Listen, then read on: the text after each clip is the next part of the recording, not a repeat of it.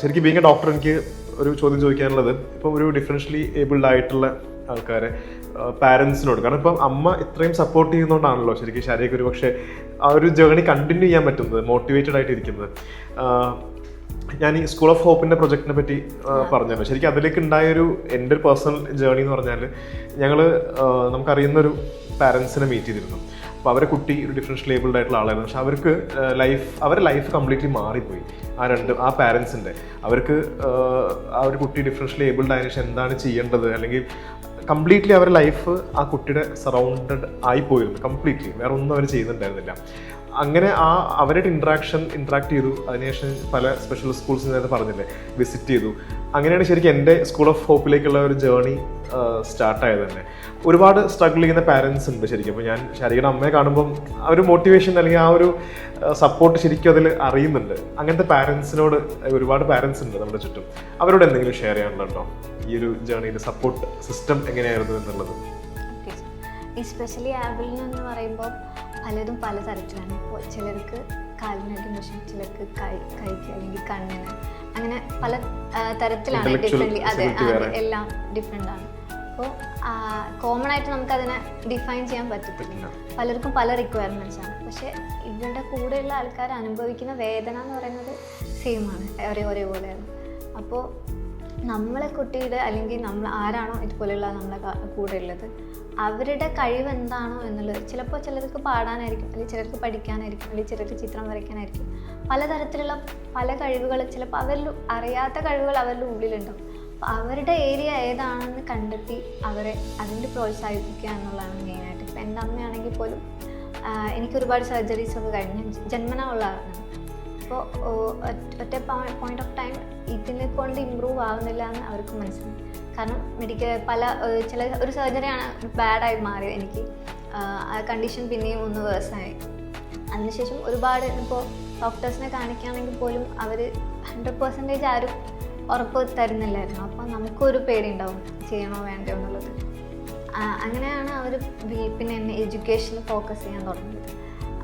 അതിനുശേഷം അച്ഛൻ വരുമ്പോൾ മാത്രമേ എപ്പോഴും ഡോക്ടറിനെ കാണിക്കാനൊക്കെ പോകാറുള്ളൂ. അപ്പം അവർക്കറിയാമായിരുന്നു എനിക്ക് ഈ ഒരു കപ്പാസിറ്റി ഉണ്ട്. അതുകൊണ്ടാണ് നോർമൽ സ്കൂളിലാണ് അവരെ ചേർത്തിട്ടുള്ളത്. പക്ഷെ അവരും ഒരുപാട് സ്ട്രഗിൾ ചെയ്തിട്ടുണ്ട്. പലരും അമ്മേനോടൊക്കെ ചോദിച്ചിട്ടുണ്ട്, എന്തിനാണ് ഇങ്ങനെ ഇത്രയും പൈസയൊക്കെ കൊടുത്ത് പഠിപ്പിക്കുന്നത്, കാരണം സ്കൂളിൻ്റെ ഡെയിലി ഇങ്ങനെ ഓട്ടോനോ വിടുന്നതാണല്ലോ. പക്ഷെ അതൊന്നും അവർ മൈൻഡ് ചെയ്യാതെയാണ്. അതുകൊണ്ടാണ് ശരിക്കും പറഞ്ഞാൽ ഞാനിപ്പോൾ ഇവിടെ എത്തി നിൽക്കുന്നത്. അപ്പോൾ നമ്മളെ കുട്ടിയിൽ നമ്മൾ വിശ്വസിക്കുക എന്നുള്ളതാണ്. അവർക്ക് എന്തുതന്നെ ആയിക്കോട്ടെ, അതൊരു ചെറിയ കഴിവായാലും മതി, അതിൽ നമുക്ക് അവരെ പ്രോത്സാഹിപ്പിച്ച് അവരെ സന്തോഷത്തിൽ ഹാപ്പി ആയിട്ട് കൊണ്ടുവരാൻ പറ്റും. ശരിക്കും ഒരു ഹാപ്പിനെസ് ഉണ്ടല്ലോ എനിക്ക്. ശരിക്കും ഞാൻ ഭയങ്കര ബ്യൂട്ടിഫുൾ സോൾ ആണ് ശരിക്കും കാണുന്നത്. ഇന്ന് നേരത്തെ പറഞ്ഞ പോലെ തന്നെ ഇപ്പോൾ ന്യൂ ജനറേഷൻ ആൾക്കാർ, ഇവനൊരു കരിയറിന് പ്രിപ്പയർ ചെയ്യുന്ന ആൾക്കാർക്കൊക്കെ എല്ലാവർക്കും അവരുടെ സ്ട്രഗിൾസേ കൂടുതൽ പറയാനുണ്ടാവുള്ളൂ. ലൈക്ക് അതുകൊണ്ട് ഇത് കിട്ടിയില്ല, ഇതുകൊണ്ട് ഇതായില്ല, അല്ലെങ്കിൽ എന്തെങ്കിലും ഒരു ഡിസ്റപ്ഷൻ വന്നു എന്ന കാര്യങ്ങൾ. ശരിക്കും ഇത്രയും ഒരു ഹാപ്പി മോട്ടിവേറ്റഡ് ആയിട്ട് ഇരിക്കാൻ എങ്ങനെ പറ്റുന്നത്? എന്തെങ്കിലും ഡെയിലി റുട്ടീൻ എന്തെങ്കിലും ഫോളോ ചെയ്യാറുണ്ടോ? ഡെയിലി റുട്ടീൻ ഞാൻ മെഡിറ്റേഷൻ ചെയ്യാറുണ്ട്. പ്രിപ്പയർ ചെയ്യുന്ന സമയത്ത് ഇപ്പം വളരെ കുറവാണ്, പക്ഷെ പ്രിപ്പയർ ചെയ്യുന്ന സമയത്ത് മെഡിറ്റേഷൻ ചെയ്യാറുണ്ട്. മൈൻഡൊന്ന് സ്ട്രോങ് ആവാനൊക്കെ വേണ്ടിയിട്ട്.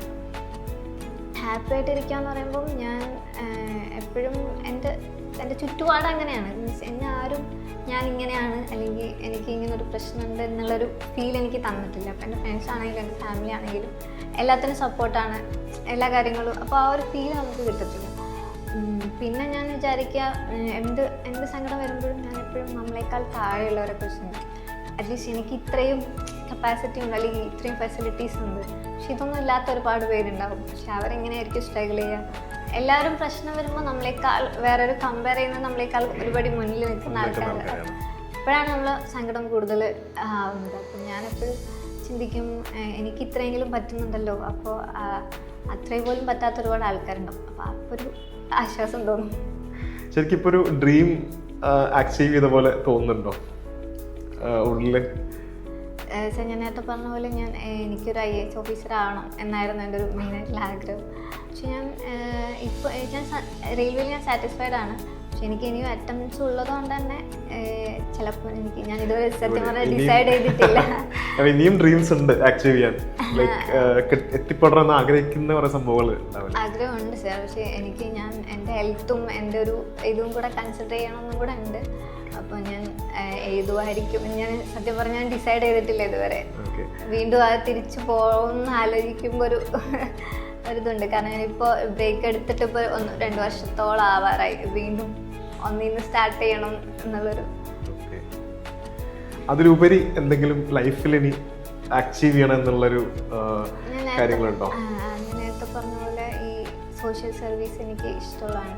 അപ്പം എന്തെങ്കിലും ഈ സൊസൈറ്റിക്ക് ഞാൻ സൊസൈറ്റിയിൽ നിന്ന് ഒരുപാട് ഹെൽപ്പ് സ്വീകരിക്കുന്ന ഒരാളാണ് പേഴ്സണലി. അപ്പം എനിക്ക് തിരിച്ചെന്തെങ്കിലും കൊടുക്കണം എന്നുള്ളൊരാഗ്രഹമുണ്ട്. ഇതുവരെ അങ്ങനൊരു പ്ലാനൊന്നും മനസ്സിലില്ല. എന്തെങ്കിലുമൊക്കെ ചെയ്യണം ഫ്യൂച്ചറിൽ എന്നുള്ളൊരു ധാരണ. ഞങ്ങൾ ഈ സ്കൂൾ ഓഫ് ഹോപ്പ് പ്രൊജക്റ്റ് ശരിക്കും അതുപോലെ ഉണ്ടായതാണ്. ഒരു നമ്മൾ ക്ലോസ്ലി അറിയുന്ന കുറച്ച് ആൾക്കാരെ കുട്ടികളെ കണ്ട് അത് അവർക്ക് ഇങ്ങനത്തെ ഒരു പ്രോപ്പർ എഡ്യൂക്കേഷൻ സിസ്റ്റം കിട്ടുന്നില്ല, അതായത് കിട്ടിയിട്ടേ ഇല്ല. അപ്പോൾ ഇത് എക്സ്പ്ലോർ ചെയ്യുന്ന സമയത്താണ് മനസ്സിലായത് ലൈക്ക് ഇങ്ങനത്തെ നല്ലൊരു ഇൻക്ലൂസീവ് എഡ്യൂക്കേഷൻ സിസ്റ്റം ശരിക്കും നമുക്കിവിടെ എക്സിസ്റ്റ് ചെയ്യുന്നില്ല എന്നുള്ളൊരു ഫാക്റ്റ്. അതിലൂടെയാണ് ശരിക്കും ഈ ഒരു പ്രൊജക്റ്റ് ഉണ്ടായത്.